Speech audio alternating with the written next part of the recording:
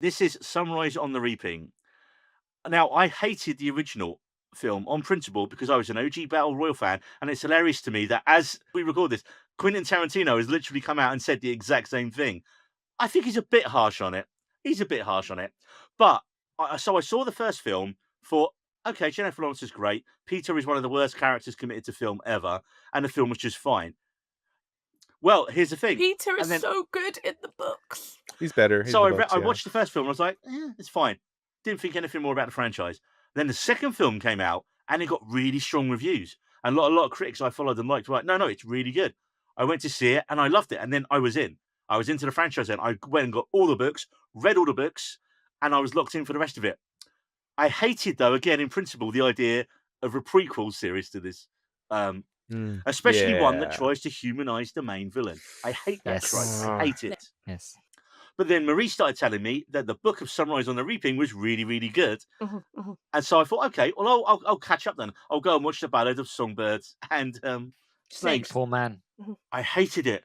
It's one of the Really? I didn't like it either. God. Didn't like it. So bad. I'm unfortunately, I've got a really strong, like, not to cut, this is going to be a long story, I apologise, I've got a very long history with the Hunger Games.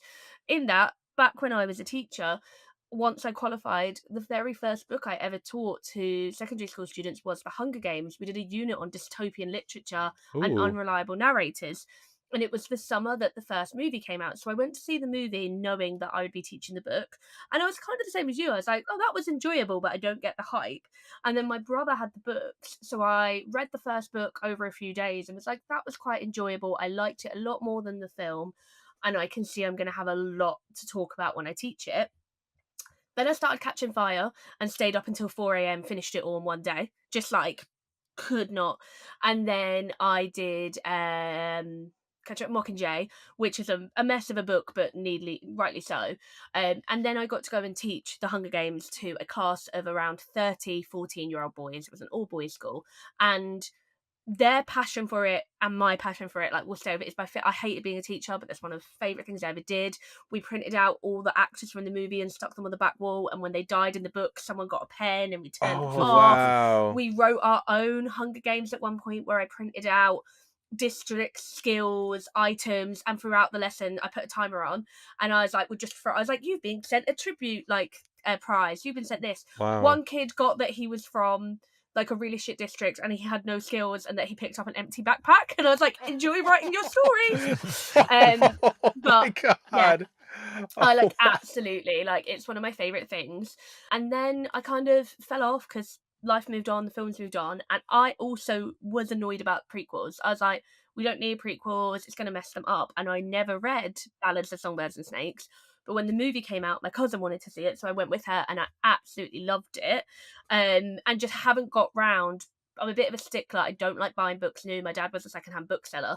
I just never found a copy of it in a charity shop. And so obviously other people like it because I'm just waiting patiently for a secondhand copy to turn up. But the minute Sunrise on the Reaping was announced, I was all in. I was there at Waterstones, day opened. We were away and I was like sat in the hotel reading it, ignoring what we were meant to be doing. And then I liked it so much. My partner had never seen any of them, didn't know anything about the Hunger Games. So we watched all of the movies. He really enjoyed them. And then we went to see the Hunger Games on stage, which I booked tickets for the minute it was announced. It is a disgrace to the books. It is a disgrace to the films. Neither the director, the writer, or the lead actress have clearly ever read the book. They do not understand any of the source material. But my thing with people that don't like it because of Battle Royale, I saw Battle Royale after Hunger Games. I understand what you're all saying, but it is different. I think the reason there's so much hate, though, is Suzanne Collins' fault, in that she has doubled and tripled down on the fact that she had never seen Battle Royale before she wrote the book. And it's just not believable that she's never seen it. It's just not. She says her inspiration is that she was flicking between the TV and watching reality TV and war footage and realised there was like a great parallel. But I'm like, even if you've never seen Battle Royale, you had to have known the concept. You have to have been influenced in some way by it. And I think she made a rod for her own back there because her refusal to acknowledge it made it an uncomplimentary comparison. Well, there was a rumor going around, and I tried to research this when I talked about this last time on the pod, that when she turned in her first manuscript of the first Hunger Games, her publishers were like, "This is really close to Battle Royale. You might need to go and change a few things." And then it didn't have any of the stuff to do with the capital or the fashion or the TV side of it, and that's what she added into it. Which, to be fair, are really good bits of it. Yeah. But when I tried to research it, I couldn't find it anywhere, and I was like, "Did I just imagine this, or did someone say that?" I've never read that. I had a book about the history of the writing of the book from when I was teaching it, and that wasn't mentioned in it. But that doesn't mean it's not true. So yeah, I was questioning myself because I was trying to get proof of my research, and I could not find it anywhere. But so.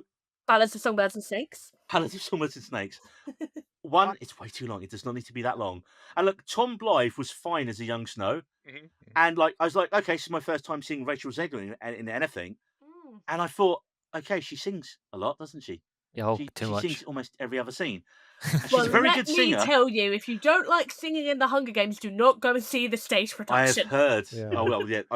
There was no danger of that, to be fair. But I just felt like you could watch it and go, okay, she can clearly act. She can clearly sing amazingly. We all know that. But she felt so miscast in it. Yeah, she felt very Wood. She's obviously got that background, right? It's from musical theatre and all the obviously brilliant theatre performances. And it just feels like everyone's just casting her as that. So I'm just waiting for her to get that role where you can go like, oh no, she is brilliant as well. Have you read Sunrise on the Reaping? No, not yet. There's a lot of music in that too. Marie did warn me. She did warn me about that. Basically, partway through Catching Fire, or maybe towards the end of Mockingjay, she just got really interested in folk music. And I think it is true that during Great Rebellions, music is one of those things that you cannot take away from people. Art is what keeps people going. And I think as she continued writing them, and I guess maybe researching rebellions and history of marginalised people, she realised how important music is to them. But there's a lot of music in the new one. I mean, yeah, I saw Lambrini Girls late last year, and they were not complimentary about the government or at all. And I was like, oh yes, young political, punk. It was it was like going to a conference on everything that's fucked in the world, and also punk show. They were amazing. Honestly, if you get a chance to see them, they're so good. I'll be honest, I'm quite excited for this one. Well, I'm excited, right? Yeah. Because of the casting. Yeah. The cast is amazing. And the cast, bar one character, which I seem to be the only person that's not happy with the casting, every other character feels like perfect to the book. I'm really happy. Loads of people have been giving shout outs to the casting team. I hope they get acknowledgement at some point for, however, I think there's a couple of guilds that now recognise casting as an awards nominee thing. But yeah, the cast have been brilliant and all film great, and I like as well that it's a really good mix of unknowns versus mega stars, which is exactly how the first one was. People forget that Jennifer Lawrence wasn't anyone. She was, I think, filming the X-Men films when it came, she'd done Winter's Bone and that was it, really, wasn't it? And then she got cast in this and X-Men.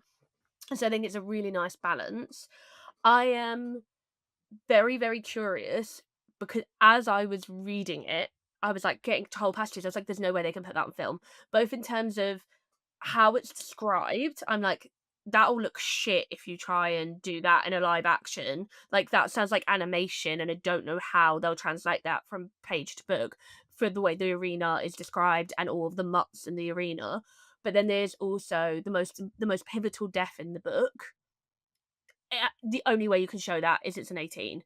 And I've discussed it with friends that have read it, and there's varying things of I want it to be an 18, it will be graphic, it will be horrible, but it is so, so important to the entire book and the story and Haymitch's character. Well, yeah, I was about to say that, yeah. Yeah, that you have to show it. But then a friend I was talking to the other day was like, they'll just cut away, they'll just massively imply it by his face. There'll be a reaction shot, won't it? But the way it is written so brutally in the book is so important. It kind of struck me as funny that as I was reading it, I kind of felt like she was doing a bit of a fuck you to the screenwriters, be like, I challenge you. Good luck. Which is because she must have been writing it in conjunction with the screenwriters, or they wouldn't have been able to film it so quickly. The book came out April 2025. It wrapped production November 2025. Wow. So they had to be writing the script as she was writing the book. So, but it just felt like she was laying down a gauntlet to them, be like, give it a go. See what you can do. We needed roads. What are you looking at, butthead?